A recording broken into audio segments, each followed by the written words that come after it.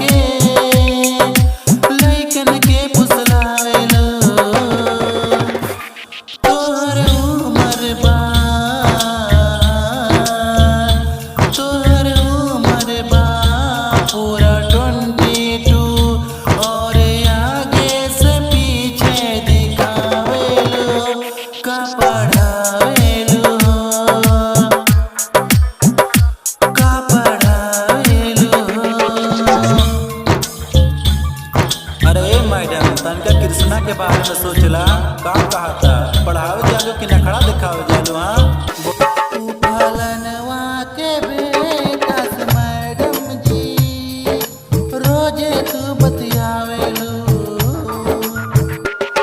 फलनवा के बेटा से मैडम जी रोजे तू बतियावेलू। हमरा के